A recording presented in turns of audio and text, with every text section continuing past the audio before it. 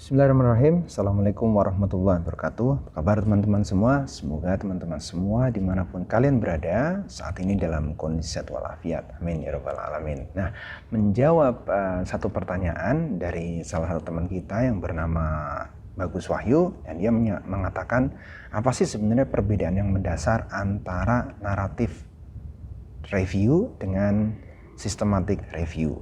Oke, baik teman-teman semua. Jadi pada prinsipnya secara umum ini ada 3 jenis literatur review yang lazimnya digunakan. Yang pertama, naratif literatur review, yang kedua adalah systematic literatur review, kemudian yang ketiga adalah meta analisis literatur review. Oke, yang pertama mengenai naratif literatur review saya sudah menjelaskan dan saya juga sudah memberikan contohnya dalam video yang sudah ada dalam playlist ini. Kamu bisa pelajari selengkapnya dalam video ini. Kemudian untuk naratif review ini prinsipnya adalah kalian mengumpulkan jurnal-jurnal atau paper-paper referensi-referensi dan sesuai dengan topiknya ya. Jadi jangan beda-beda topik. Kemudian kalian temukan sendiri, cari yang berkaitan dengan tujuannya, kemudian findingnya, seperti itu. Jadi bisa dideskripsikan secara umum saja. Jadi itulah naratif, namanya saja naratif. Jadi kalian menarasikan apa yang sudah menjadi temuan dari paper 1, paper 2, paper 3 dan seterusnya. Nah, jadi di situ kamu tidak memberikan kritik apapun, jadi hanya mengkoleksi saja datanya. Nah, itu untuk naratif ya. Kemudian untuk yang systematic literature review, biasa dikenal juga dengan namanya SLR, bukan kamera ya, tapi systematic literature review. Ini adalah masih sama kegiatannya, yaitu kalian melakukan literature review, yaitu dengan mengumpulkan sejumlah paper 10, 20, 30 ya. Biasanya banyak itu ya. Banyak itu berarti bisa saya katakan itu relatif ya, tapi yang jelas biasanya di atas 30 gitu, lebih ya. Jadi kalian dalam topik yang sama, masih seperti literatur review yang sebelumnya itu secara naratif, akan tetapi ini tabelnya lebih lengkap lagi, jadi lebih spesifik. Di sini sudah mulai diidentifikasikan variabel. Variabel itu kan ada 2 ya, jadi variabel bebas dan variabel terikat, atau X atau Y, atau independent dan juga dependent. Kalau saya sering memudahkan untuk membicarakan variabel ini adalah faktor and response. Jadi faktor-faktor apa saja sebenarnya yang mempengaruhi, kemudian dari faktor-faktor tersebut responnya apa. Nah, dalam systematic literature review kita sudah mulai mengidentifikasikan jenis variabel ini.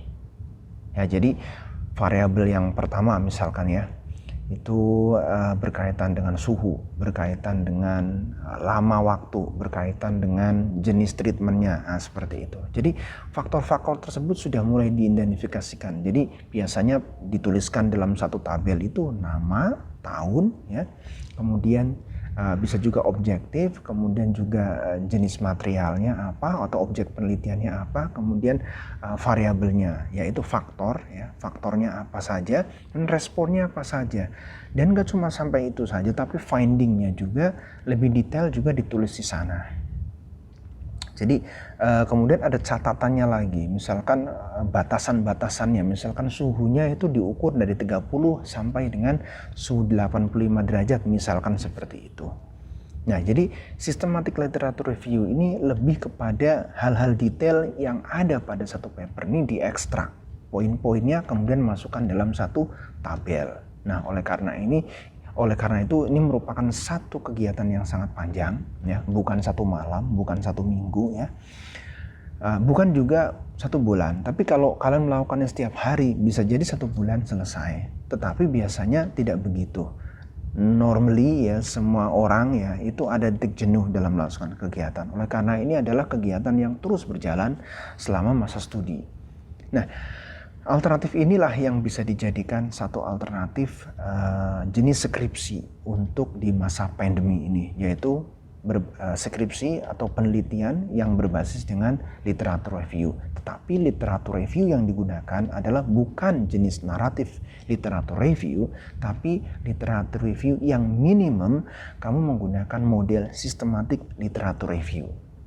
Nah, jadi ada perbedaan yang sangat mendasar ya antara naratif literatur review, yaitu hanya narasi saja. Kalian bisa banyak narasi-narasi saja, tidak terlalu mencantumkan data-data yang spesifik. Boleh nggak sih dalam narasi itu? Boleh saja, tapi nanti ada overlap gitu. Kalian memberikan data kuantitatif tapi jumlahnya sedikit, itu pun nggak bermakna akhirnya. Oleh karena itu bedanya naratif adalah hanya narasi saja.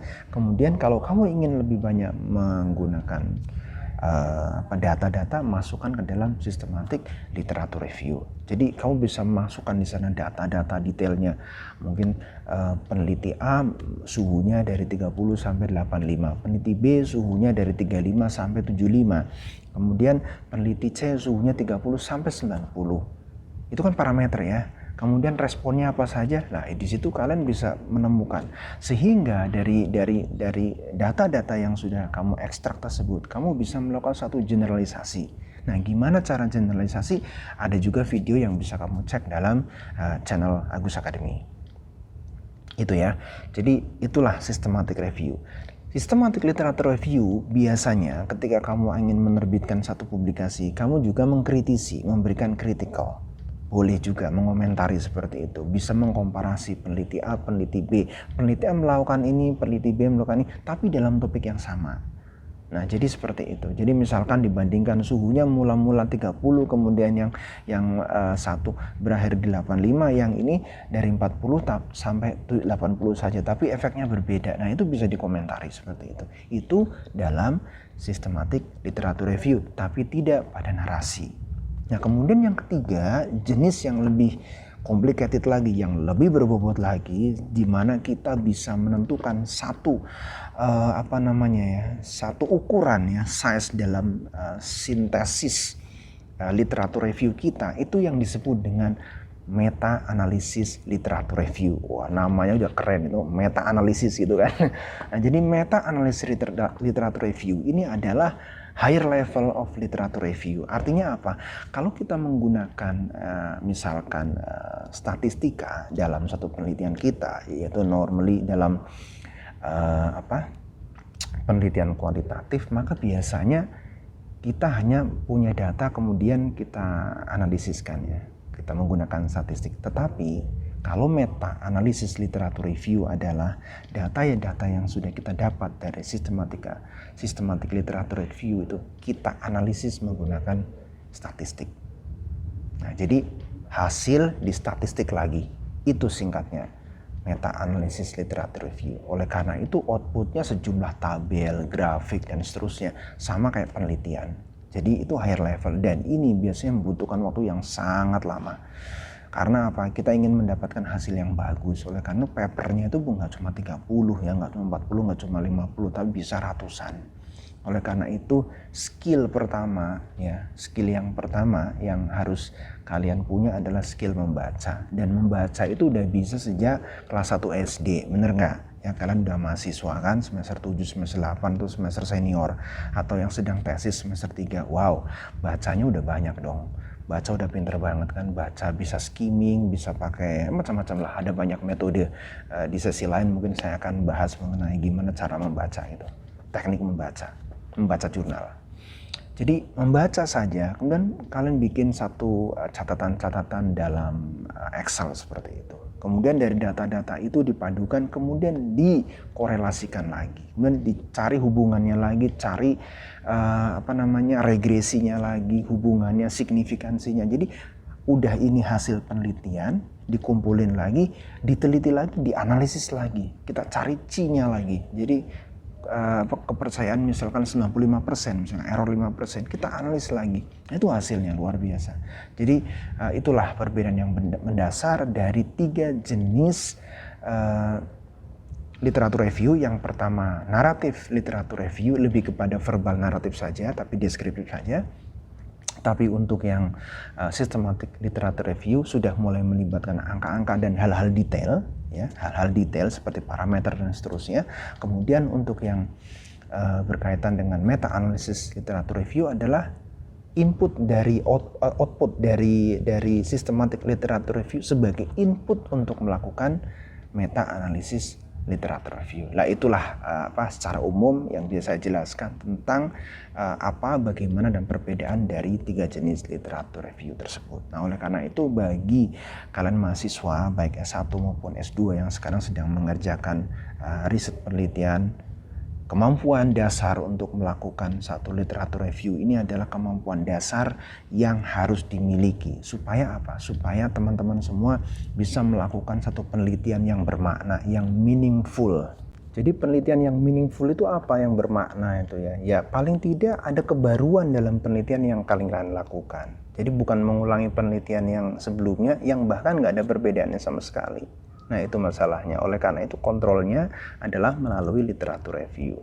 Oke teman-teman, dalam masa pandemi ini tidak ada riset yang rasanya terhambat. Insya Allah kalau memang tidak bisa ke lab, tidak melakukan eksperimen, lakukanlah penelitian yang berbasis dengan literatur review. Dan jangan cuma mereview paper yang sedikit, lakukan yang banyak, 100 atau 200. Buat dosen bimbing kamu impress sehingga kartu hijau diberikan kepadamu. Ya, itu saja. Kalau ada pertanyaan silahkan, jangan malu, jangan ragu, ketik di kolom komentar, insya Allah saya akan jawab. Dan buat kamu semua yang baru datang channel ini dan belum subscribe dong mas, kamu aja yang belum subscribe ya. Itu saja, terima kasih, saya akhiri. Assalamualaikum warahmatullahi wabarakatuh. Semangat selalu ya.